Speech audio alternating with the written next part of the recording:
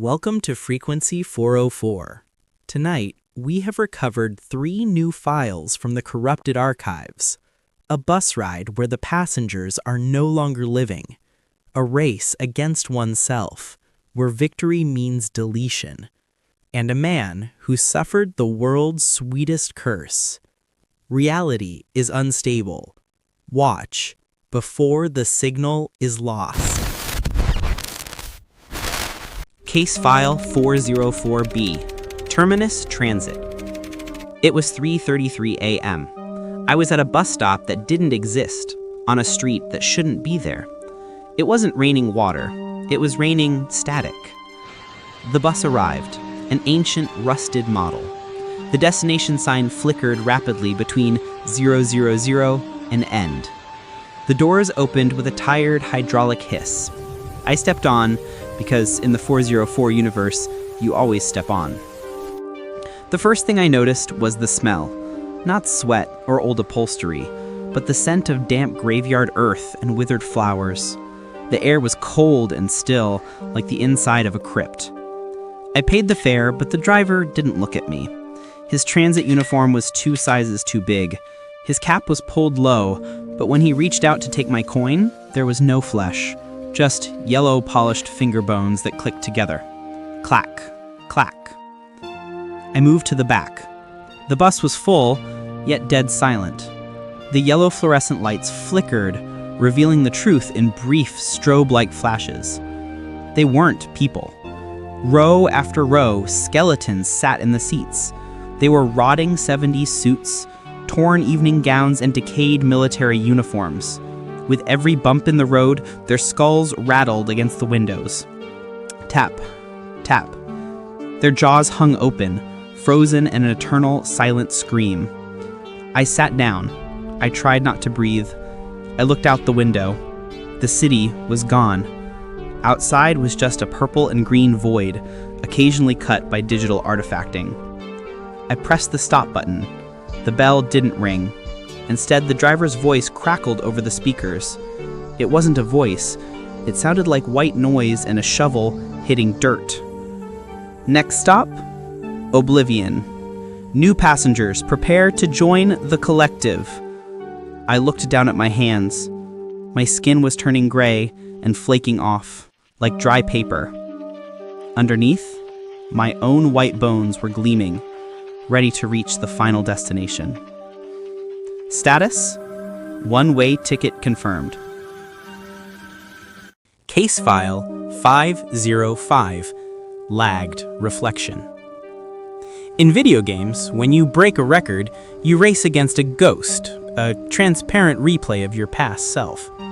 Julian, an Olympic sprinter, wanted to test this mechanic in reality. He chose an abandoned track, 2 a.m. He claimed he found a way to race against his optimal self from a parallel timeline. The starting pistol fired. Julian ran. Beside him, in lane 3, the other Julian ran too. Perfectly synced. Same rhythm, same breath, same sound of shoes hitting the asphalt. Like 2 drops of mercury moving in unison. Until the 60-meter mark, then reality glitched. The Julian in lane 3 did something forbidden. He turned his head and smiled at the original Julian, a crooked, jagged smile.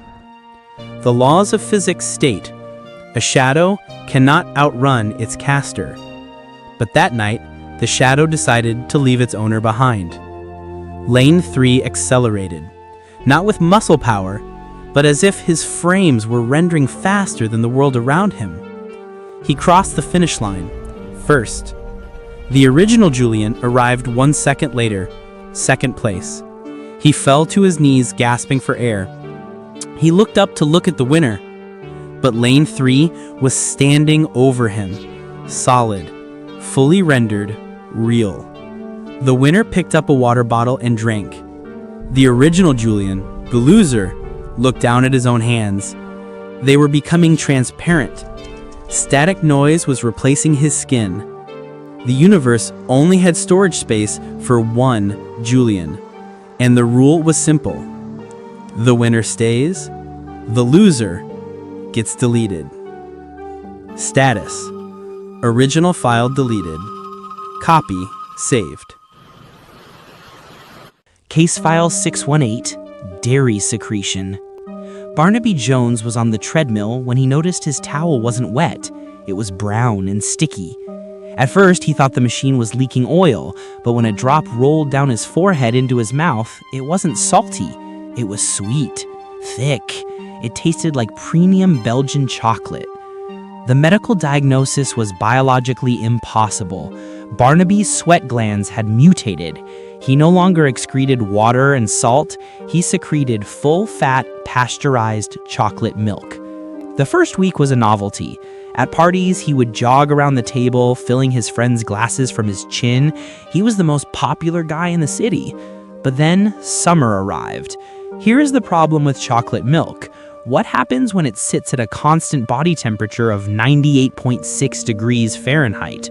It spoils. Barnaby didn't smell like a bakery anymore.